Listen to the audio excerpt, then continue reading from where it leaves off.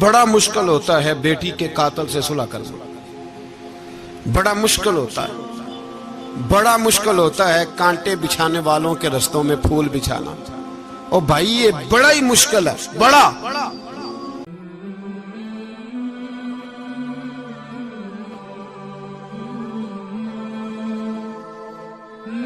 جس آدمی میں حوصلہ پیدا ہو جائے نا، ساری دنیا اسی کی ہے، اس کا سب سے گزارا ہو جاتا ہے۔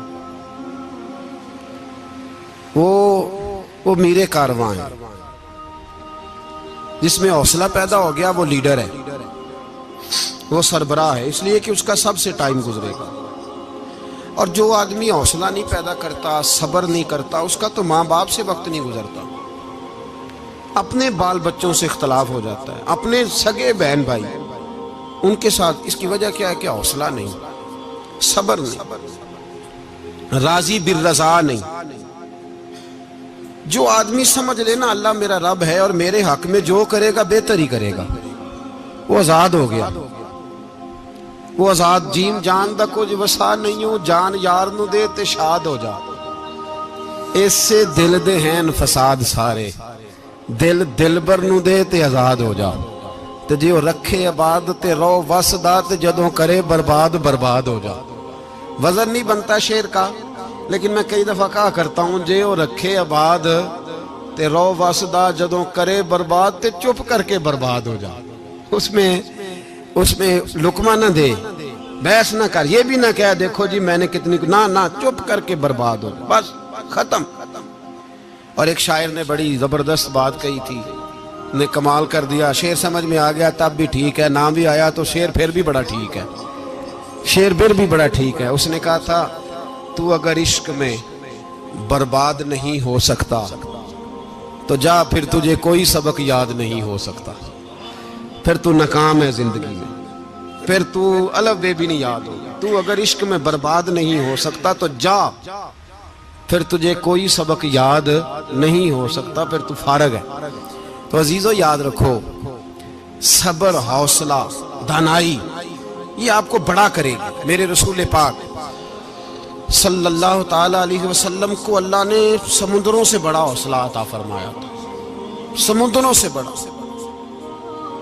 سمندروں سے بڑا۔ مشکل ہوتا ہے بیٹی کے قاتل سے صلح کرنا، بڑا مشکل ہوتا ہے، بڑا مشکل ہوتا ہے کانٹے بچھانے والوں کے رستوں میں پھول بچھانا۔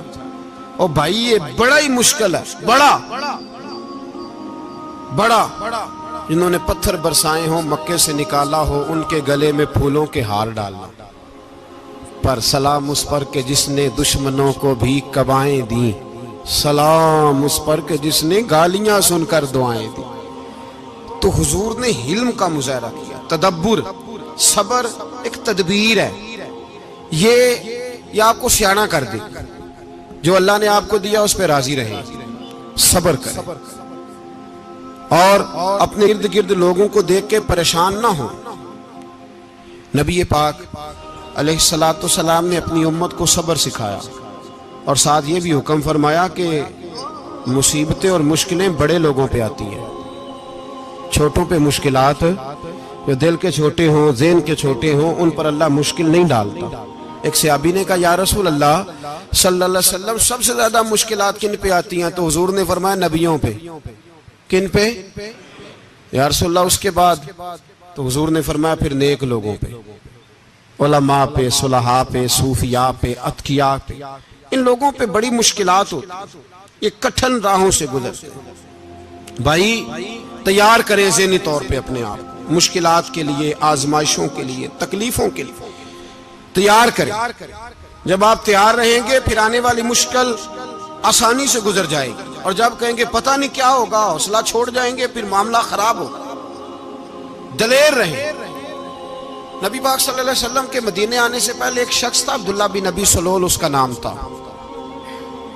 تو مدینے والے لوگ اس کو اپنا پیشوا مانتے تھے، اوس بھی خزرج بھی، اس کی تاج پوشی بھی کی، بڑی اس کی منتا تھی۔ جب حضور آ گئے تو اس کا کاروبار بند ہو گیا۔ اب لوگ یہ نہیں سمجھتے کہ میں غلط ہوں، لوگ کسی کے مفادات کو ٹھیس پہنچتی ہے تو مخالفت کرنے لگ جاتا ہے۔ اب اس کے حالات جب خراب ہوئے تو اس نے پتہ کیا کیا، جھوٹ موٹ کا کلمہ پڑھ لیا. سمجھ آ رہی ہے باتوں؟ جھوٹ موٹ کا. اور منافقوں کا ایک ٹولہ اس نے تیار کر لیا جس کا قرآن مجید نے سورہ منافقون میں ذکر کیا. ایک جنگ کا موقع تھا، نبی پاک صلی اللہ علیہ وسلم تشریف لے گئے تو عبداللہ بن ابی سلول بھی چلا گیا. حضرت عمر فاروق رضی اللہ تعالیٰ عنہ کے ایک غلام تھے، وہ پانی لینے کنویں پہ گئے. ادھر سے انصار میں سے، چونکہ حضرت عمر کے غلام مہاجر تھے، انصار میں سے ایک شخص پانی لینے پہلے سے آیا ہوا تھا. پانی بھرنے میں کوئی اختلاف ہو گیا، جھگڑا ہو گیا، مار کٹائی تک نوبت آ گئی. حضرت عمر کے غلام نے کچھ چیز مار دی، اس شخص کو زخمی ہو گیا. اس نے پکارا، عبداللہ بن ابی سلول نے سمجھا کہ موقع اچھا ہے، دوڑا ہوا آیا اور آ کر اس نے کہا، انصار مدینہ بھاگ کے آؤ، جلدی آؤ. اور بڑے غلط جملے استعمال کیے. کہنے لگا اگر ان لوگوں کو تم اپنا بچا کچا کھانے کو نہ دیتے مہاجروں کو تو آج یہ تمہارے سر پہ نہ بیٹھتے. معاذ اللہ، ایسی باتوں پہ کہا کریں. بولے یہ روزمرہ کی گفتگو میں عادت بنائیں، کوئی ایسی بات کرنی ہو تو معاذ اللہ استغفر اللہ کہہ کے کرنی چاہیے. اس نے کہا کہ معاذ اللہ اب ان کو بچا کچا نہ دیں تو یہ ہمارے سر پہ نہ بیٹھتے. شور کیا اس نے. ہمارے ہاں بھی سیانے بندے پنچایت کے لوگ وہ کہتے ہیں تو اس برادری کے بچے سے ہی مار کھا ہے، پتہ ہی نہیں چلا، جا اسے مار کے آ، سر پھاڑا، یہ کار پھوڑ دے اس کا سر اور دیکھ میں دیکھ لوں گا بعد میں جو ہوگا. یہ عقل مند لوگوں کے مشورے نہیں، یہ جاہل لوگوں کے مشورے. ناراض نہ ہونا، پر یہ نبی پاک صلی اللہ علیہ وسلم نے فرمایا ہے، حضور کا فرمان ہے. یہ کن لوگوں کا کام ہے؟ بول کے بتائیں، بول کے. پڑھے لکھے سیانے بندے اس طرح کے مشورے یہ بالکل نہیں دیتے، جاہلوں کا کام. پکارا، مہاجر سارے اکٹھے ہو گئے، انصار سارے آ گئے. اور جب انصار آئے تو مہاجرین کو بھی پکارا، مہاجر بھی آ گئے. اب وہ گتھم گتھا ہونے لگے تو کسی نے جا کے محبوب پاک کے کان میں کہا، یا رسول اللہ وہاں تو مہاجر انصار لڑنے لگے. وہ پرانی لڑائیاں پھر سے جاگ گئی ہیں. نبی پاک تشریف لائے، حضور نے وہاں لفظ بیان کیے، فرمایا یہ تم نے کیا جاہلوں جیسا کام شروع کیا ہوا ہے؟ یہ کون سا کام ہے؟ اللہ کرے ہم سب اس کام سے باز آ جائے، آمین تو کہنا. اس برادری دے منڈے کوئی مار کھائیں. برادری کیا ہوتی ہے؟ برادری تو تعارف کے لیے. اونچ نیچ کہاں سے آ گئی؟ کہا میرے رسول پاک علیہ الصلوۃ والسلام نے فرمایا تم جاہلوں جیسے کام کر رہے ہو. صلح کرائی، بات رفع دفع کرائی، لوگ چلے گئے، معاملہ ٹھنڈا ہو گیا. لیکن عبداللہ بن سلول نے کہا کہ میں یہ موقع خالی نہیں جانے دوں گا. پھر گیا وہ اور جا کے انصار مدینہ سے کہنے لگا، ایک دفعہ جا لینے دو مدینے، تم نے میری بات نہیں نہ سنی تو جو وہاں بڑے سردار بیٹھے ہیں ان سے بات کروں گا، اور معاذ اللہ ثم معاذ اللہ ہم ان بے عزت لوگوں کو مدینے سے نکال دیں گے، وہاں صرف عزت والے رہیں گے. یہ غلط جملے اس نے ادا کیے جس کو قرآن پاک نے سورہ منافقون میں بیان فرمایا ہے. اس نے یہ بات کی. ایک صحابی تھے حضرت زید رضی اللہ تعالیٰ عنہ، وہ سن رہے تھے. آ کے عرض کی، یا رسول اللہ صلی اللہ علیہ وسلم عبداللہ بن ابی سلول تو اس طرح کہہ رہا ہے کہ مدینے جا کے عزت والے دوسروں کو نکال دیں گے، اور تم اگر اپنا بچہ انہیں نہ دیتے تو معاذ اللہ آج یہ ایسا نہ کرتے. حضرت عمر نے بھی سن لیا. حضرت عمر نے بات سن لی، تلوار نکالی اور دوڑے. حضور نے بازو پکڑا، فرمایا کدھر جا رہے ہو؟ کہا یا رسول اللہ اگر آج سزا نہ دی تو کل اور بات بھی کرے گا، اور اگر آج ایک قتل ہو گیا تو باقی سیانے بن جائیں گے. یا رسول اللہ مجھے چھوڑے، میں ماروں گا. حضور نے فرمایا عمر چپ کر، وہ جھوٹ موٹ کا کلمہ پڑھتا ہے، لوگ کہیں گے کہ محمد ابن عبداللہ نے اپنے ساتھی مارنے شروع کر دیے. چپ کر، حوصلہ کر، صبر کر، دلیری کر. حضرت عمر کہتے ہیں میری حضور کے کہنے پر میں ٹھہر تو گیا، پر وہ میرے اندر جو آگ لگی ہوئی تھی ٹھنڈی نہیں ہو رہی. کہتے ہیں میں چپ تو کر گیا. نبی پاک علیہ الصلوۃ والسلام نے پوچھا عبداللہ بن ابی سلول سے، تو نے یہ کہا ہے؟ کہنے لگا حاشا وکلا، میں نے بات ہی نہیں کی. نا اب لوگ کہنے لگے کہ زید تو نوجوان ہے تو یہ بوڑھا آدمی ہے، چلو صحیح کہتا ہوگا، حضور بھی خاموش ہو گئے۔ اللہ پاک نے قرآن مجید نازل فرما دیا، فرمایا اللہ نے سن لی ان کی بات جنہوں نے یہ کہا ہے، اور پھر لفظ بڑے حسین ہے، فرمایا یہ کہتے ہم عزت والے ہیں؟ نہیں، وَلِلَّهِ الْعِزَّةُ وَلِرَسُولِهِ وَلِلْمُؤْمِنِينَ، فرمایا عزت تو اللہ کے پاس ہے، اللہ کے رسول کے پاس ہے، اور عزت تو مومنوں کے پاس ہے، مومنین کے پاس عزت ہے۔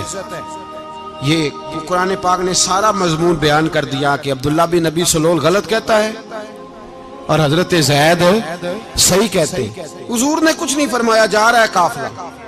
جب مدینے کی سرحد آ گئی نا، حدود مدینہ منورہ کی شروع ہوئی، تو عبداللہ کا اپنا بیٹا، اس کا نام بھی عبداللہ بن عبداللہ تھا، اپنا بیٹا اس کا بڑا مخلص جانثار غلام تھا میرے رسول پاک صلی اللہ علیہ وسلم کا، وہ تلوار لے کے مدینے کی حد پہ کھڑا ہو گیا اور کہنے لگا میرے باپ تو نے اتنی بے ایمانی کے لفظ کہے کہ میں ان کو نکال دوں گا؟ کہے اپنی زبان سے کہ میں ذلت والا ہوں، رسول پاک کو اللہ نے بڑی عزت عطا فرمائی، کہے ورنہ میں تیری گردن کاٹ دوں گا۔ بول، کہے حضور بھی عزت والے اور نبی پاک کے غلام بھی عزت، کہے اپنی زبان سے، کہے میرے رب کا یہ فرمان ہے وَرَفَعْنَا لَكَ ذِكْرَكَ، حبیب میں خود تیرے لیے تیری شانوں کو بلند فرما دوں گا۔ تو تو دشمن ہو کے کہنے لگا میرے بیٹے مجھے معاف کر دے، مصطفیٰ تو بڑی عزتوں والے ہیں، ان کے غلام شانوں والے۔ جب بیٹا تلوار لے کے سامنے کھڑا ہوا، شہرت ہوئی، اب نبی پاک نے حضرت عمر کی طرف دیکھا، کہا عمر تیری بات صحیح تھی، اب جو ہوا یہ زیادہ صحیح تھا، وہ میں نے تجھے کہا حوصلہ کر، تدبر کر، وقت کا انتظار کر، یہ صحیح ہوا کہ وہ صحیح تھا؟ تو حضرت عمر فاروق کہنے لگے یا رسول اللہ میں گواہی دیتا ہوں آپ واقعی اللہ کے سچے رسول ہیں صلی اللہ اتنی اچھی رائے، وقت فیصلہ کرتا ہے، تدبر سے چلے، دانائی سے چلے، علم پیدا کریں، بردباری۔ ہمیں کئی دفعہ سجدہ صاف کرنا پڑتا ہے، ہم جو کہتے ہیں بات اس کے الٹ نکل آتی ہے۔ ہم کسی شخص کے بارے میں کچھ تبصرہ کر بیٹھتے ہیں، کچھ عرصے کے بعد ہمیں پتہ چلتا ہے کہ وہ تو ایسا تھا ہی نہیں، ہم نے غلط بات کر۔ ہم بغیر تحقیق کے، بغیر تفتیش کے، حوصلہ نہ ہونے کی وجہ سے، صبر نہ ہونے کی وجہ سے ہم بہت سارے کام کر گزرتے ہیں، پھر ہمیں نقصان ہوتا ہے۔ اپنی زندگی میں حلم نہ چھوڑیں، حوصلہ نہ، لڑائیاں ہوتی ہیں نا گھروں میں، اس کی وجہ خامد ہوتا ہے، بیوی نہیں ہوتی۔ یہ بات گھر جا کے بتانا کہ آج انہوں نے کہا لڑائی کی وجہ کون ہوتا ہے؟ نہ بولو تسی، پر میں تے آنکھ ہی چھڑیا ہے، وہ تو ریکارڈ ہو گیا ہے۔ لڑائی کی وجہ کون ہے؟ جڑے باتیں لڑتے ہیں وہ کندے ہی نہیں پے۔ وجہ کون بنتا ہے جی؟ کیوں بلا؟ اس لیے کہ نبی پاک صلی اللہ علیہ وسلم نے فرمایا عورت کی اگل آدھی ہے تو تیری تو پوری ہے نا، جس کا مطلب ہے لڑائی اگر بچ سکتی تھی تو مرد کی وجہ سے بچ سکتی تھی، گھر میں امن ہو سکتا تھا۔ کہتے ہیں جی بڑی بیوقوف ہے، میری سنتی نہیں۔ تو میں نے کہا جو اس سے بحث کر رہا ہے وہ سیانا ہے؟ بولیں، جو بحث کر رہا ہے وہ عقل مند ہے؟ بندہ تو چلو تھا وہ دانشور شیکسپیئر، باتیں بعض اوقات اس کی کچھ ایسی ہیں، اس سے کسی نے پوچھا تھا عورتوں سے کون جیت سکتا ہے بحث میں، تو اس نے کہا تھا وہ جو ان سے بحث نہ کرے، جو ان سے بحث ہے۔ تو بھائی تو وجہ اس لیے کہ حوصلہ تو نہیں کرنا تھا۔ نبی پاک علیہ السلام نے فرمایا بی بی ٹیڑھی لکڑی ہے، سیدھی کرنے کی کوشش کرو گے تو ٹوٹ جائے گی، سیدھی تو پھر کتنا بیوقوف ہے جو پتھر سے سر رگڑ رہا ہے، کتنا نادان ہے جو یہ حرکت کر رہا ہے، دریا میں چھلانگ لگا کے کہتا ہے ڈوبوں گا نہیں۔ تو بھائی حوصلہ پیدا کرے، علم پیدا کرے، بہت ساری ایسی باتیں کرے کہ جس میں اشتعال آئے گا، فٹافٹ 3 لفظ طلاق کے دے دیے، اب بھاگا گیا مفتی صاحب کے پاس، اوہو 4 بچوں کا کیا بنے گا؟ اور یہ بات پکی ہے کہ بچوں کو صرف ان کی ماں ہی پال سکتی ہے، ان کی ماں۔ اور بات مجھے نہیں بھولتی، ایک شخص نے بیوی کو طلاق دے کے دوسری شادی کی، اس کا بیٹا تھا 10 سال کا، تو اس نے اپنے بیٹے سے کہا کہ بیٹے بتا پرانی اماں صحیح تھی یا یہ صحیح ہے؟ اس نے کہا نہیں ابا وہ تو جھوٹ بڑے بولتی تھی، یہ صحیح ہے۔ وہ جھوٹی تھی، وہ جھوٹ بڑے بولتی تھی میری سگی اماں، یہ سچ بولتی ہے۔ اس نے کہا وہ کیسے؟ کہنے لگا اس لیے کہ میں کوئی شرارت کرتا تھا تو میری سگی اماں مجھے تھپڑ مارتی تھی اور کہتی تھی تجھے روٹی نہیں دے رہی، جا دوڑ جا گھر سے. تو میں دوڑ جاتا تھا تو جھوٹ بولتی تھی نہیں دینی، پھر آدھے گھنٹے کے بعد مجھے ڈھونڈنے لگ جاتی تھی، ڈھونڈ کے لاتی تھی، پھر میری منت کرتی تھی، پھر مجھے کہتی تھی نہ مجھے ستایا کر، پھر میرا ماتھا چومتی تھی، پھر میری مرضی کا کھانا بنا کے دیتی تھی، پھر میرے منہ میں لقمے ڈالتی تھی. جھوٹی تھی، پہلے کہتی ہے نہیں دینی، پھر پیچھے بھاگتی ہے. یہ سچی ہے. میں شرارت کرتا ہوں تو تھپڑ مار کے نکالتی ہے، پھر میں منتیں کرتا ہوں پر روٹی نہیں دیتی، پیر پکڑتا ہوں نہیں دیتی. سچ بولتی ہے، اپنی بات پہ ڈٹ جاتی. او بھائی بچے اس کی ماں ہی پال سکتی ہے، تو نے 3 جملے کہتے سوچا ہی نہیں، تیرا کا گیا تو یہ تو نئی بیوی ملے گی، اور اس کا بھی کیا گیا، اس کو بھی شاید شوہر مل جائے.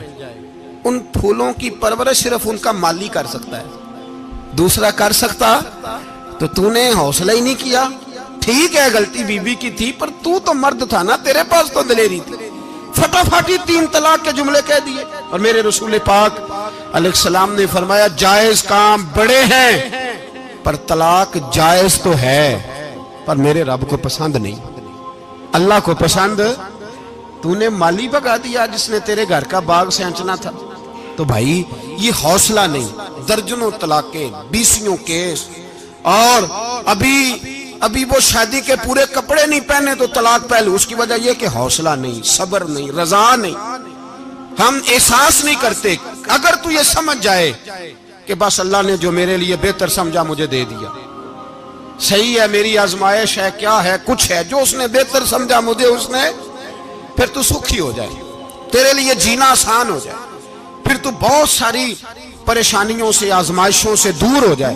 میرے نبی پاک علیہ السلام نے ہمیں حوصلہ کرنے کا حکم دیا، دلیری. 2-3 سال شاید پچھلے سال یا اس سے پچھلے سال حج کے موقع پہ نا، ہمارے پاکستان میں تو بڑے بڑے انوکھے واقعات ہوتے ہیں. سننے سے کیا، میں کہتا ہوں وہ عبرت کے لیے ہوتے ہیں. جعلی ویزے لگوا دیے حج کے کسی ایجنٹ نے، اللہ کے مہمانوں کو بھی لوگ لوٹ لیتے ہیں. معاذ جعلی ویزے لگوا دیے. اور مزے کی بات یہ ہے کہ پاکستانی ایئرپورٹ سے گزر بھی گئے وہ ویزے والے، اور احرام باندھے لوگ جدے پہنچ گئے. 4 آدمی تھے، انہوں نے ویزا دیکھا تو کہا نقلی، آپ کو واپس جانا پڑے گا. اگلی فلائٹ سے وہ لوگ واپس آئے. آپ مجھے بتائیے ان کی جب وہ چھوٹے چھوٹے کلپ آئے، میڈیا نے ان کی باتیں سنی تو ان کے آنسو نہیں تھمتے تھے. ایک آدمی احرام باندھ کے گیا ہے، معمولی سمجھتے ہیں آپ؟ میرے جیسا غریب آدمی کبھی اس نے ارادہ کیا ہو مدینے جانے کا، لیٹ ہو جائے تو کلیجہ پھٹنے کو آتا ہے. کچھ مجبوریاں پیروں میں آ جائے، نہ جا سکے تو پتہ نہیں کتنی توبہ کرنے کو دل کرتا ہے کہ کہیں غلطی تو نہیں ہو گئی، کوئی ایسی بات تو نہیں نکل گئی. یقین کریں طبیعت پریشان ہو جاتی، یار کوئی ایسا کام تو نہیں ہوگا جس کی وجہ سے یہ بات ہوئی. 4 آدمی لوٹ آئے، حالات خراب ہو گئے، لوگ رو رو کے قصے سناتے تھے. لیکن میرے رسول پاک علیہ السلام کا حوصلہ دیکھو. حضور کعبے کا بھی کعبہ، حضور مالک، حرم کے مالک مطلق، جن کے صدقے اللہ نے کعبہ کو بیت اللہ بنایا. حاجیو آؤ شہنشاہ کا روضہ دیکھو، کعبہ تو دیکھ چکے اب کعبے کا بھی کعبہ دیکھو. حضور 1400 صحابہ کو لے کے گئے عمرہ کرنے. مقام حدیبیہ پر پہنچے تو کافروں نے روک لیا، ہم عمرہ نہیں کرتے. تو اور میں خادم اور جو وارث و مالک ہیں 1400 صحابہ، ہم نہیں عمرہ کرنے دیتے، واپس جائیے. صلح لکھی جا رہی ہے. صلح کی شرطیں کیا ہیں؟ مکے سے کوئی آدمی غلطی سے بھی مدینے چلا گیا، مکے کا آدمی، تو مسلمان اگر ان کے ظلم سے تنگ آ کے، مکی مسلمان کافروں کے ظلم سے تنگ آ کے مدینے چلا گیا تو مدینے والے واپس کریں گے. اور اگر مدینے سے کوئی شخص غلطی سے بھی مکے چلا گیا تو مکے والے واپس نہیں کریں گے. اتنی سخت شرائط. حضرت عمر غصے سے کانپنے لگے، صحابہ پریشان ہیں، پر میرے رسول پاک نے صبر دکھایا، حوصلہ، تدبر. یہ تدبیر ہے، صبر ایک بہترین تدبیر ہے، اگر کوئی اپنائے تو بہترین طریقہ ہے. حضور نے فرمایا ہمیں منظور ہے، صلح کرو. اور اتنا سخت حکم ہے، کہنے لگے 1400 احرام والے واپس جائیں، بعد میں آنا، اس وقت نہیں عمرہ کرنے دیں گے۔ میرے نبی پاک علیہ السلام، مجھے بتاؤ، مجھے اور آپ کو دکھ ہوتا ہے تیاری ہو تو پروگرام رہ جائے، تو اگر احرام باندھا ہو اور اللہ کے رسول نے بندھوایا ہو تو حضور واپس لوٹنے لگے تو کتنی تکلیف کی بات ہے۔ حضور نے فرمایا چلو آئندہ آئیں گے۔ معاہدہ لکھا جا رہا ہے، حضرت علی معاہدہ لکھ رہے ہیں، لکھو محمد الرسول اللہ صلی اللہ علیہ، محمد الرسول اللہ صلی اللہ علیہ وسلم اور قریش مکہ کے بیچ معاہدہ۔ یہ تحریر لکھی جا رہی تھی تو ابو سفیان بول پڑا، کہنے لگا جی ہم محمد الرسول اللہ نہیں نکلنے دیں گے معاذ اللہ، یہی تو ہمارا جھگڑا ہے، اگر آپ کو رسول اللہ مان لیا تو پیچھے رہ کیا گیا، محمد ابن عبداللہ لکھیں۔ حضور نے حضرت علی سے فرمایا رسول اللہ کاٹ کے محمد ابن عبداللہ لکھو۔ حضرت علی لکھ رہے تھے، محمد رسول اللہ لکھا تھا، فرمایا رسول اللہ کاٹ کے محمد ابن عبداللہ لکھو۔ تو حضرت علی کہنے لگے حضور مجھے یہ لفظ کاٹنا نہیں آتا، حضور مجھے یہ لفظ کاٹنا، کسی صحابی نے اعتراض نہیں کیا کہ لکھنا آتا تھا، کہا مجھے کاٹنا۔ حضور نے دوبارہ کہا علی کاٹ دو، کہا یا رسول اللہ مجھے یہ لفظ کاٹنا نہیں آتا۔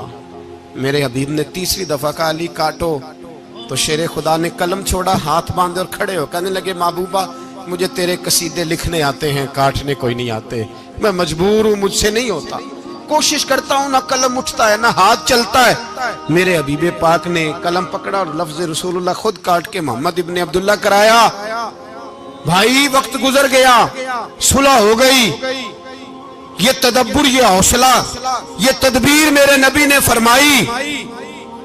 اب تو 1400 کو مکے نے نہ داخل ہونے دیا، لیکن ایک سال ہی گزرا، تھوڑا ہی وقت گزرا، میرے رسول پاک 10,000 کو لے کے مکے میں داخل ہو گئے۔ 10,000 اس نے فائدہ دیا۔ حکمت کیا تھی، تدبر کیا تھا؟ قریش روز لڑائی کرنے آ جاتے تھے، تبلیغ ہی نہیں کرنے دیتے تھے، ان سے صلح ہو گئی تو نبی پاک نے کیسر کو خط لکھا، کیسر روم کو، ہرکل کو، دور دراز تبلیغ پھیل گئی، مسلمان 100,000 سے زیادہ ہو گئے، ان کی طرف سے اب وہ لڑائی بند ہو گئی۔ میرے حبیب پاک علیہ السلام کے حوصلے نے کمال دکھایا، اس تدبیر نے فائدہ دیا امت مسلمہ کو۔ 10,000 کا لشکر لے کے حضور کعبے میں داخل ہوئے۔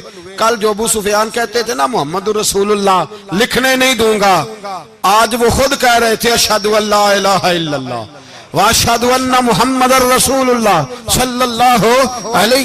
کل جو کہہ رہے تھے کہ میں یہ لفظ نہیں لکھنے دوں گا، آج ابو سفیان کی حویلی میں لاکھوں لوگ، ہزاروں لوگ بیٹھے تھے اور سارے کہہ رہے تھے محمد الرسول اللہ محمد الرسول اللہ محمد الرسول اللہ صلی اللہ علیہ وسلم۔ میرے محبوب کی تدبر نے، فقاہت نے، اور پھر کمال ہوا۔ 1400 کہاں اور 1,44,000 کہاں، 1400 کہاں اور 1,44,000۔ 1400 کو نہیں جانے دیا عمرہ کرنے، میرے رسول پاک 1,44,000 کو لے کے حج کرنے چلے گئے۔ حضور نے حج کیا، ہر طرف لبیک لبیک کی صدائیں بلند ہوئی۔ یہ میرے نبی پاک کا تدبر ہے، حوصلہ ہے۔ اگر وقتی طور پہ حوصلہ کر جاؤ گے، دلیری کر جاؤ گے، آنے والا وقت آسان ہو جائے۔ حوصلہ نہیں، صبر نہیں، سکون نہیں، دو چار باتیں، یہاں تک کہ لوگ ابا جی کی بات برداشت نہیں کرتے، ایسے جملے کہہ دیتے ہیں جو دوبارہ پلٹ کے نہیں آتے، ماں کو لفظ نہیں بولتے، باپ کی روح تک چھلنی کر دیتے ہیں وہ جملے، لیکن لوگ اس وقت حوصلہ کرنے، اور ہم پنجابی لوگوں نے تو گنجائش ہی بڑی دے دی ہے، کہتے ہیں بچہ ہے جے ایک ہی ہے، ایک بھی حوصلہ کرے کی ہے ماشاءاللہ۔ تو اگر جوان ہو گیا تو کہتے ہیں گرم خون ہے، مکہ کم۔ اگر بوڑھا ہو گیا تو کہتے ہیں بوڑھوں میں حوصلہ نہیں ہوتا، نہ بچے میں نہ تو کس میں حوصلہ ہوگا؟ بولیں، کسی میں بھی نہیں۔ چھٹی سب کو فتویٰ مل گیا نا، یہ بچہ ہے جی، ابھی یہ تو بچہ ہے، آپ تو سیانے بیانے ہیں، یہ بچہ ہے۔ کمال ہو گئی ہے بھائی، کیا مطلب ہے بچہ ہے؟ بچے کو سارا پتہ ہے، ہر چیز اسے آتی ہے، حوصلہ کرنا ہی نہیں آتا، اور پھر کہہ دیا وہ تو گرم خون ہے۔ وہ کیا بات کرتے ہو، گرم خون؟ ابے کے گلے پڑ گیا گرم خون، اس کو کھڑا کرو نا ایس پی کے سامنے اور اس کو کہو مار تھپڑ اس کے منہ پہ، تیرے گرم خون کا پتہ چلے۔ غریب کے یہ گلے پڑ گئے، اس کو کھڑا کرو ایسوچوں کے سامنے، پھر پتا چلے گا خون کتنا گرم ہے۔ وہاں بالکل چپ ہے، بالکل خاموش ہے، اور گرم خون اس کا صرف اماں کے لیے، جلال صرف رہ گیا اگر غریب گھر کی بیٹی بیاہ کے لایا تو صرف اس کے لیے، کوئی ایسی بات نہیں۔ ہم بڑے سیانے، ہمارا غصہ بڑا سمجھدار ہے، ہمارا وہ گرم خون بڑا سیانا ہے، وہ جہاں دیکھتا ہے کہ معاملہ ہلکا ہے تو وہاں وہ گرم خون جلال میں، اور جہاں دیکھتا ہے کہ سامنے والا تگڑا ہے تو وہاں وہ گرم خون فوراً ٹھنڈا ہو جاتا ہے۔ حوصلہ پیدا کرے، زندگی حوصلے مند لوگ جیتے ہیں، جو حوصلے مند نہیں ہوتے وہ تو زندگی کا ایک سال لطف سے نہیں جی پاتے۔ حوصلہ کریں، مسکرائیں۔ میرے نبی پاک صلی اللہ تعالی علیہ وسلم نے نا عثمان بن طلحہ، کعبے کی چابی ان کے پاس ہوتی تھی، تو حضور نے ایک دن فرمایا عثمان، اچھا یہ نہیں تھا کہ عثمان خاص لوگوں کو چابی کعبہ کھول کے دکھاتے تھے، بلکہ ان کو قریش کی جانب سے یہ حکم تھا کہ جو بھی تجھے کہے تو نے کعبے کا دروازہ کھول دینا۔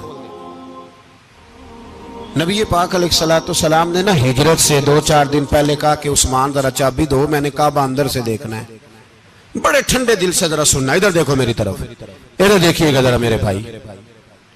میں نے ایک بندے سے کہا یار پانی کی بوتل دینا دکاندار سے،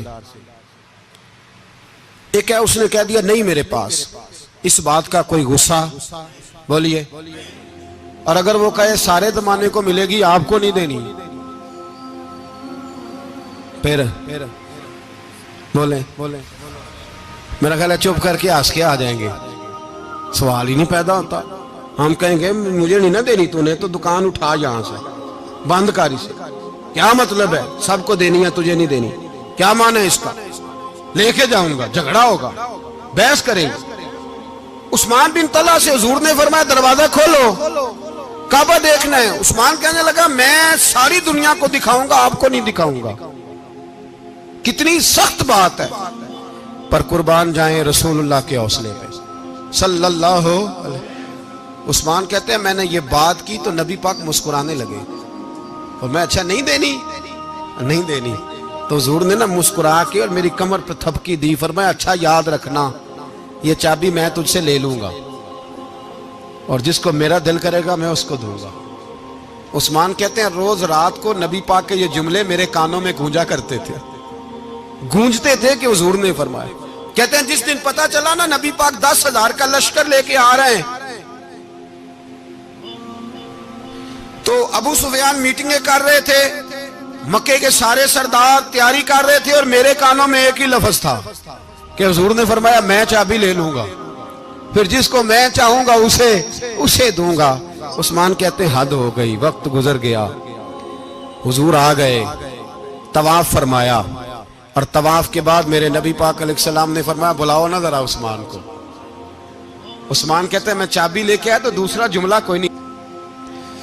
ساڑھے نا کوئی بندہ مشورہ دے وے دی نہ منیے تے جے کام مونج ہو جے نا، جن جو نے مشورہ دیتا سی تے وہ نال ہی غوث پاک بن جاندا ہے۔ تینوں آکھیا سی نا، فوراً ہی داتا علی اجمیری ہو جاندا ہے۔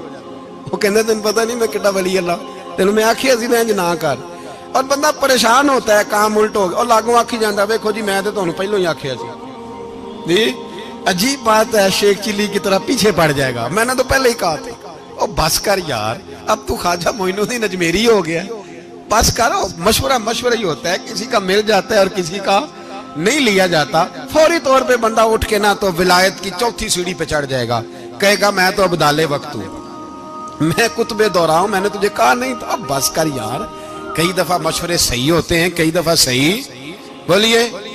نبی پاک صلی اللہ علیہ وسلم کی احد کے دن خواہش یہ تھی کہ اندر رہ کے لڑنا ہے۔ جوان صحابہ نے کہا باہر جا کے لڑائی کرنی ہے، حضور نے باہر جا کے جنگ کی، بظاہر مسلمانوں کو شکست ہوئی۔ حضور نے ایک دفعہ نہیں کہا کہ میں نے تمہیں کہا نہیں تھا اندر رہنا ہے، بس ہو گیا جو ہو گیا۔ اب اس میں فٹافٹ اگلے کو حوصلہ دو، کوئی عرض نہیں یار۔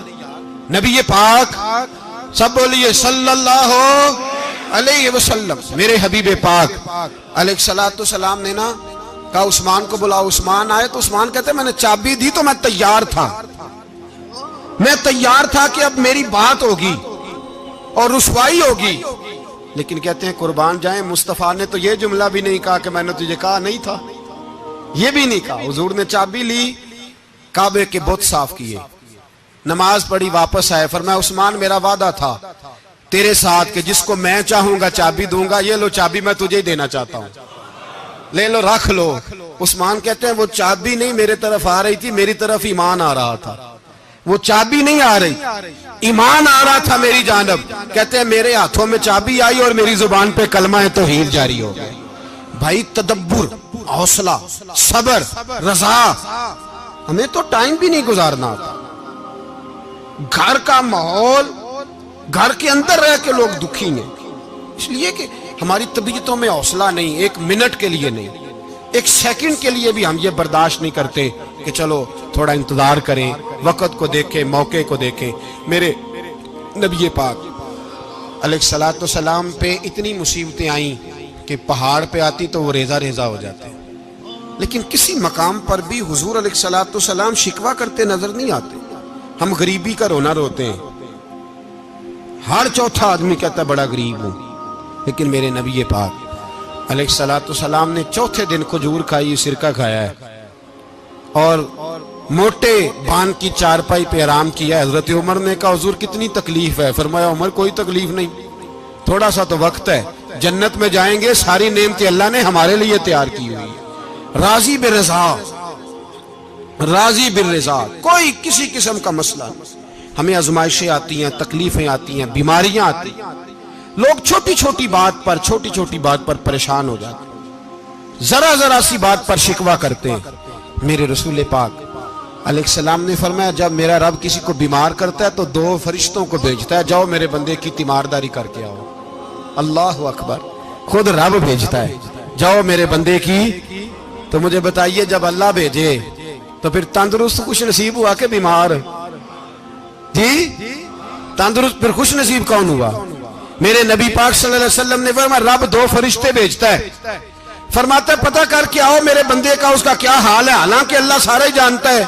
فرشتے آتے ہیں, واپس جاتے ہیں, رب کریم پوچھتے ہیں بتاؤ میرا بندہ کیا کہتا تھا؟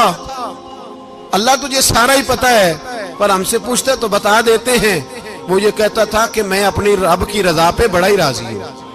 وہ تیری حمد کر رہا تھا, تیری تعریف کر رہا تھا, تیرا شکر کر رہا تھا, تیرے لیے کلمات حمد بیان کر رہا تھا. تو میرے نبی پاک علیہ السلام فرماتے ہیں, اللہ فرشتوں سے فرماتا ہے سنو پھر, اگر میں اپنے بندے کو اس بیماری میں شفا دوں گا تو اس تندرستی سے زیادہ اچھی تندرستی دوں گا جو پہلے اسے عطا کی ہوئی تھی, پہلے سے اچھی صحت دوں گا. اور اگر اسے اس بیماری میں موت دوں گا تو پھر مرتے ہی اس کے لیے میں جنت کا فیصلہ فرما دوں گا. بھائی جب تو راضی بالرضا رہتا ہے, راضی بالرضا, بڑی سادی سی بات ہے بھائی. آپ گھر گئے روٹی مانگی تو اگر کسی نے کہا نا کہ اتنی تھکاوٹ ہے ٹائم پہ آیا کریں اس وقت, تو روٹی تو وہ بھی مل گئی, پر اس میں لذت, وہ سکون نہیں, وہ سکون نہیں. میری اماں جی سالن پکا کے رکھ لیتی تھی تو روٹی جب بھی کوئی مانگتا تھا تو تازی بنا کے دیتی تھی, ان کی طبیعت تھی. تو میں اکثر ان سے کہتا کہ اماں جی پکا کے رکھ دیا کرو. تو کہتے تمہیں خوشی نہیں ہوتی جب تمہاری اماں تازی پکا کے دیتی ہے؟ خوشی ہوتی ہے, طبیعت میں خوشی ہوتی ہے. ان کا مزاج تھا, ذوق تھا, تو ہم سمجھتے تھے یار یہ بڑی سعادت کی بات. تو آپ گھر گئے رات کو تو گھر والوں سے کہا روٹی, تو فوراً اٹھے, فوراً, اور انہوں نے کھانا تازہ بنایا اور ساتھ یہ بھی کہا باہر سے نہ کھایا کرے, بندہ بیمار ہو جاتا ہے. کتنی ٹھنڈک پہنچتی ہے آدمی کے دل کو, سکون ملتا.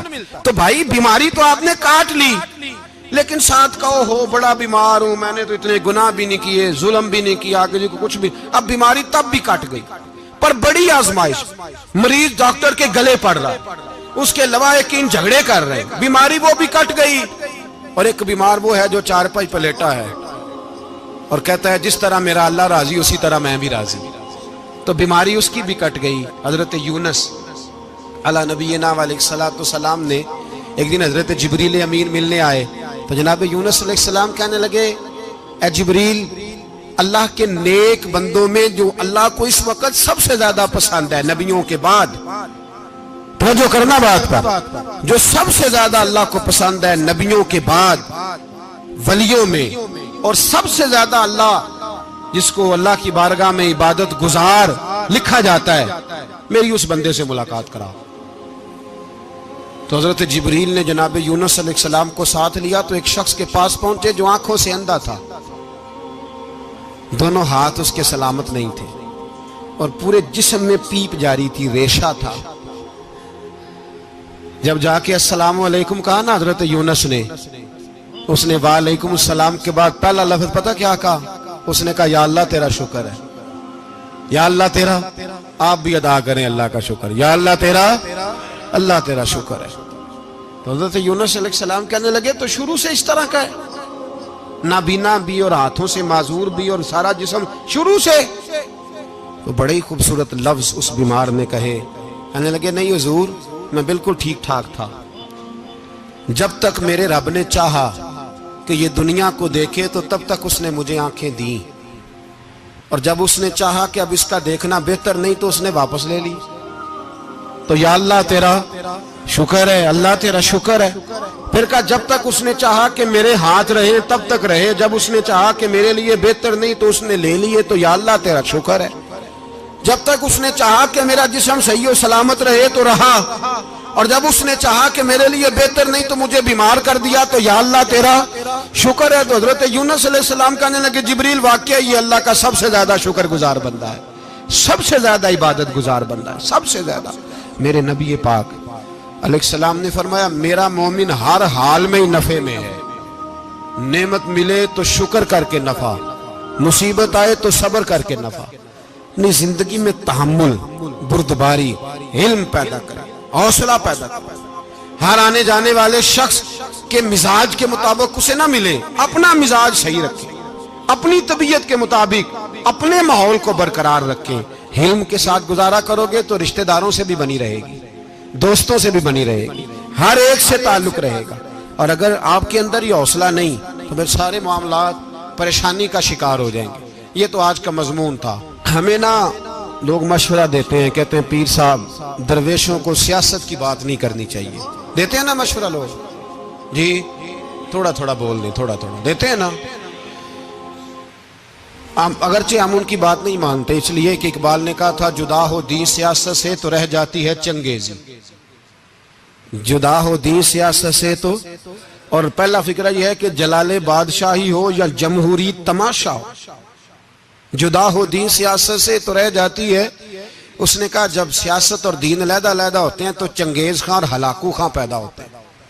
سیاست جب تک مسجد کے اندر رہتی ہے تب تک پاک صاف رہتی ہے، وہ گندی ہوتی تب ہے جب مسجد سے نکل جاتی ہے۔ حضرت علی کے زمانے تک مسجد میں رہی، پاک صاف رہی، یزید باہر لے گیا تو گندی ہو گئی، حضرت عمر بن عبدالعزیز دوبارہ مسجد میں لے آئے تو پھر پاک ہو گئی۔ لیکن پھر بھی ایک ساتھی نے مجھے کہا تو اس کی بات میں، سب کی باتیں نہیں مانتا، اس کی بات میری سمجھ میں آئی۔ وہ کہنے لگا جی اصل بات یہ ہے کہ سیاسی تبصرے تجزیے ہم اخباروں میں ٹی وی پہ جا کے بیٹھے، جا کے بڑی مہربانی میری طرف دیکھیں، وہ ہم سنتے رہتے ہیں تو ہمارا دل کرتا ہے مسجد میں صرف ہم رسول اللہ کا پیار ہی سنیں۔ تو میں نے کہا یار تیری بات دل کو لگتی ہے، یہ بات صحیح ہے، چلو یہ نیت اچھی ہے، یہ تیرا نظریہ ٹھیک ہے، مان گئے ہم۔ میں چلا گیا دکاندار کے پاس اور میں نے اس کو جا کے کہا کہ گاڑی کا انجن کھولو، اس طرح کرو، اس طرح۔ اس نے کہا مولانا آپ جا کے نا گھر تو فقہ کی کتاب کھولیں، اس لیے کہ گاڑی کے انجن کے بارے میں آپ کو معلومات، یہاں اگر آپ نے یہ کام کرنا ہے تو اس کو پڑھیں، کسی استاد کے پاس ورک شاپ پہ آئیں، آپ کے ہاتھوں کو، منہ کو، چہرے کو مٹی لگے، دھواں لگے، گریس لگے، پھر آپ کو پتہ چلے گا انجن کیسے کھلتا ہے۔ صحیح کہہ رہا ہوں؟ نہیں صحیح کہہ رہا؟ دعا گلنا تو یہاں کر چڑی جائے، صحیح کہہ رہا ہوں جی؟ اگر مولوی کو اجازت نہیں سیاست کی بات کرنے کی، اور مولوی کو اجازت نہیں کہ انجن کی بات کرے، تو سیاستدان کو اجازت ہے دین کی بات کرنے کی؟ یہاں تو وہ آئے نا مدرسے میں پڑھے، پورا دین حاصل کرے، پھر وہ بولے تو پھر تو ٹھیک ہو گیا۔ لیکن جب اسے سورۃ اخلاص بھی سیدھی نہیں آتی تو فتوے دینے کی اس کو ضرورت ہے کوئی؟ بولے نا یار کیوں چھیڑتے ہیں سیاست؟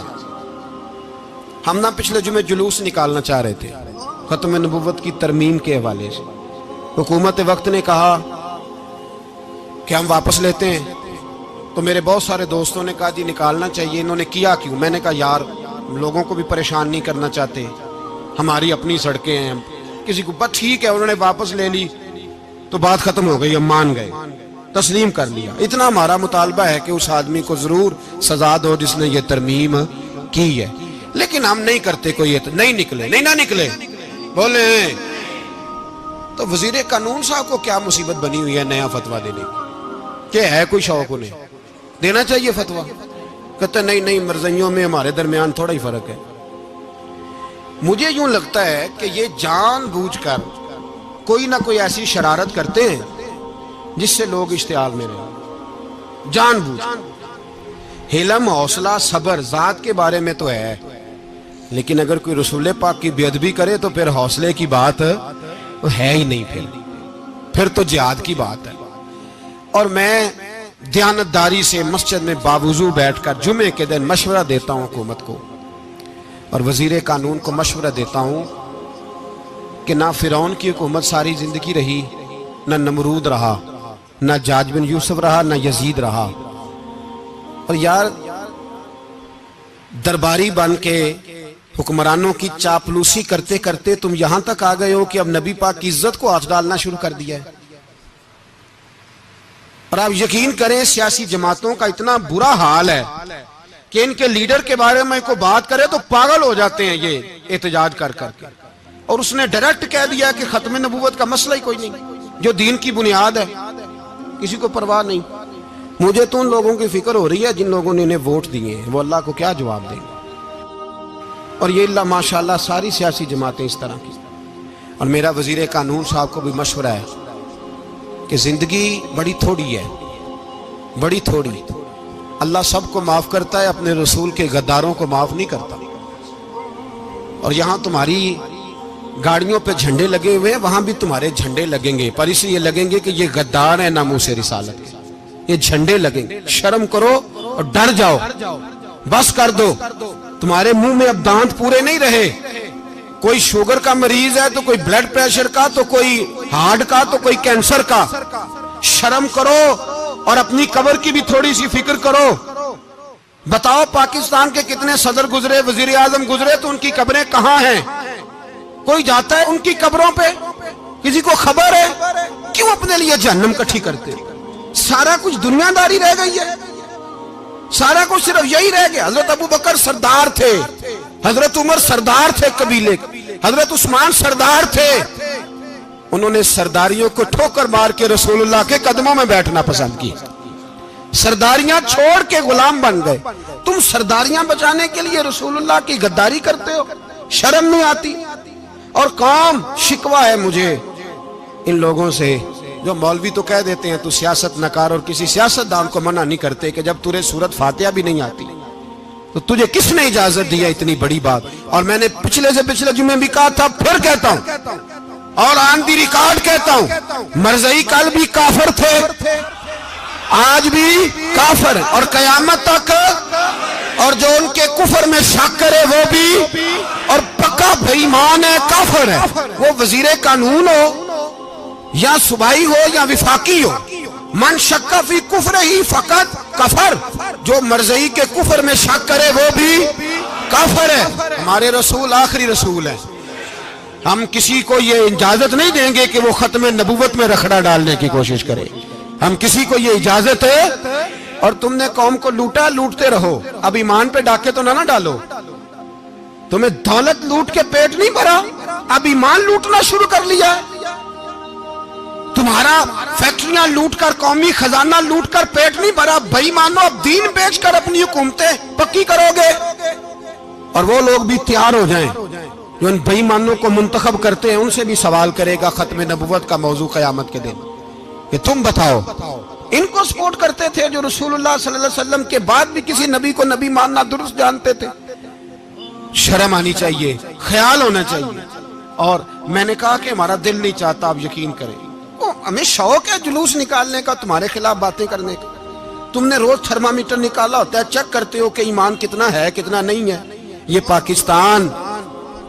پاکستان اگر صوبہ سندھ ہے تو حضرت عبداللہ شاہ غازی کا ہے, اگر بلوچستان ہے تو حضرت بابا عبد الرحمان کا ہے, اور اگر پشاور ہے تو وہ صوفیاء کا ہے، اور اگر یہ دھرتی پنجاب ہے تو یہ داتا علی اجویری کی ہے، یہ بابا فرید الدین کی ہے۔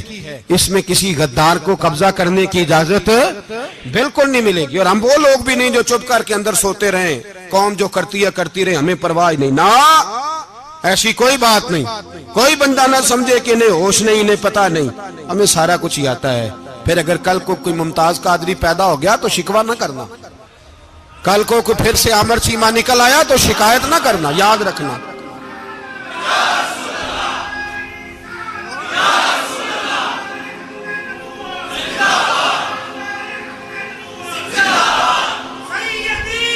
تو میرے بھائی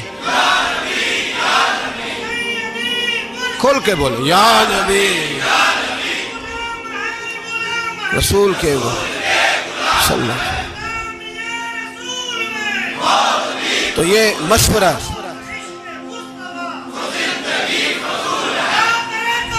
جزاک اللہ، تو یہ تمہیں مشورہ ہے۔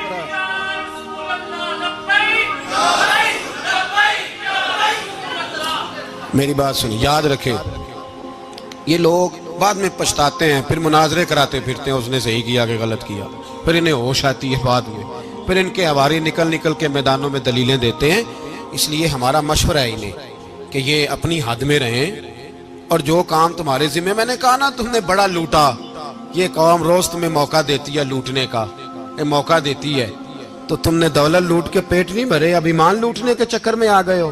یاد رکھو مسلمان گناہگار ہیں، غدار نہیں ہیں۔ تمہیں دولت لوٹنے کا تو شاید موقع مل گیا ہے، پر ایمان لوٹنے کا موقع نہیں ملے گا، تو اس لیے اس کو لگام دو۔ اور ویسے بھی کتا جو پالتو ہوتا ہے نا، اس کو گھر کے اندر سنگلی سے باندھ کے رکھنا چاہیے۔ یہ تمہارے بوٹ چاٹتے ہیں، بھونکتے ہیں تمہارے حق میں، وزارتیں لیتے ہیں، ہم نے تو کوئی وزارت نہیں لی تم سے، اور نہ ہمیں شوق ہے اس لیے کہ ممبری کیا کرنی ہے جس کو ممبر رسول عطا کر دیا جائے، اس نے کیا کرنی ہے یہ ممبریاں جس کو پکا پکا ممبر رسول دے دیا جائے، تو اس لیے اس سے باہر آؤ۔ میں نے کہا بڑے بڑے نمرود، فرعون، قارون دفن ہے، تمہارا بھی نام تک نہیں ہوگا، بالکل نام نہیں ہوگا۔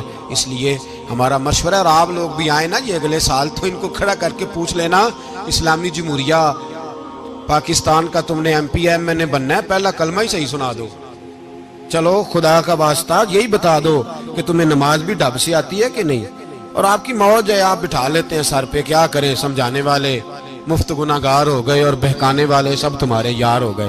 اس لیے یہ چھیڑتے ہیں جان بوجھ کے، اور پھر جب کوئی ممتاز قادری علیہ رحمہ پیدا ہوتے ہیں، پھر انہیں دشواری ہوتی ہے، پھر ان کا جینا مشکل ہو جاتا ہے، یہ موقع دیتے ہیں، پتہ نہیں کس کے ایجنڈے پہ عمل کر رہے ہیں۔ میرا سوال یہ ہے، میں نے پچھلے جمعے پھر میرا سوال ہے کہ میں پوچھتا ہوں، اس آدمی کو ضرورت کیا ہے ختم نبوت پر بات کرنے، جب امت مسلمہ کے متفق کا فیصلہ ہے کہ مرزائی کافر، اسمبلی نے بل پاس کر دیا کہ مرزائی، ان کو اقلیت قرار دے دیا، اور جب سے وہ اقلیت بنے، نہ ہم نے ان کی عبادت گاہ جلائی، نہ ہم نے ان کو قبروں سے نکالا، نہ ہم نے، بس ٹھیک ہے جیسے عیسائی رہتے ہیں، یہودی سے کس ملک میں رہتے ہیں وہ بھی رہیں، اقلیت بن کے رہیں، کوئی اعتراض، پر تم انہیں کھینچ کھونچ کے کیوں قریب کرتے ہو؟ تمہارا کیا جرانہ ہے ان کے ساتھ؟ بتاؤ تو صحیح۔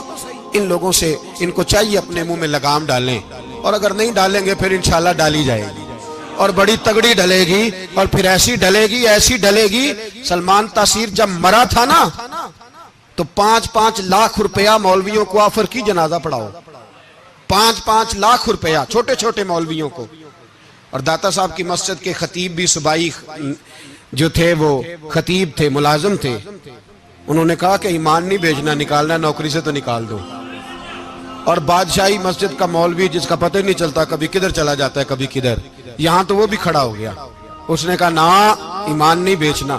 گورنر ہاؤس کی مسجد کا امام کہنے لگا کہ بخشا جانا نہ جانا یہ تو رحمت الہی کا معاملہ ہے، پر اتنا گندا جنازہ نہیں پڑھنا، اتنا گندا جنازہ نہیں ہم پڑھیں گے، مرنے کے بعد تمہارے جنازے نہیں پڑھے جاتے، تمہاری قبریں خراب ہوتی ہیں، کدھر ہیں تمہاری دولتیں؟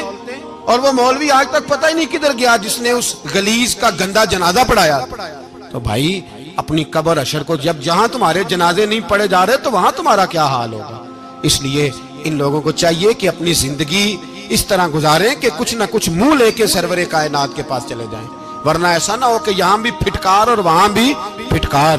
اس لیے ہمارا مطالبہ ہے حکومت سے کہ شرم کرو اور ایسے بےایمانوں کو کالے ناگ جو تم نے بھرتی کی ہوئے ان کو نکالو، اور اگر تعریفیں کروانی ہو، تلوے چٹوانے ہو تو اندر کمروں میں ان سے چٹوا لیا کرو، ان سے کہو کہ یہاں ہماری نوکری کرو، باہر نکل کے رسول اللہ صلی اللہ علیہ وسلم کے دین کے بارے میں گفتگو نہ کرو، اس لیے کہ اللہ تبارک و تعالیٰ نے اس دین کے اندر بڑا حسن اور بڑا جذبہ رکھا ہوا ہے، بڑا وقار ہے۔ ہمارا مطالبہ ہے حکومت سے کہ ختم نبوت کے مسئلے پر کوئی سیاستدان گفتگو نہ کرے۔ آپ تائید کرتے ہیں اس بات کی؟ اس پر کوئی سیاستدان کوئی گفتگو؟ ہمارے پاس بڑے تماشے ہیں سیاست کرنے کو، باقی تماشوں پہ سیاست کرو، یہ رسول اللہ کی ناموس کا معاملہ ہے، یہ چھیڑنے کی تمہیں اجازت؟ مجھے سمجھ نہیں آتی یار، جب بات ختم ہو گئی، اسمبلی نے بل واپس لے لیا، تو صوبائی وزیر قانون کو آخر تکلیف کیا ہے؟ آپ کے پاس جواب ہے کوئی اس بات کا؟ بات ختم ہو گئی، ہم نے جلوس نہیں نکالا، چھوڑ دیا، خاموش ہو گئے، علماء نے میٹنگیں بلائی تھی کینسل کر دی، ٹھیک ہے جی بات، اب دوبارہ سے کیوں چھیڑتے ہو؟ پھر کہتے ہیں احتجاج ہوتا ہے، شور ہوتا ہے، تم خود ایسی حرکتیں کرتے ہو جس سے افراتفری پیدا ہوتی ہے۔ یہ ملک رسول اللہ کے نام پہ بنا ہے، اور قیامت تک یہاں وہی ہوگا جو میرے رسول پاک صلی اللہ علیہ وسلم کی رضا ہوگی، اور نبی پاک کے قانون کے خلاف کوئی قانون یہاں چل سکتا؟ اللہ ہمیں سمجھ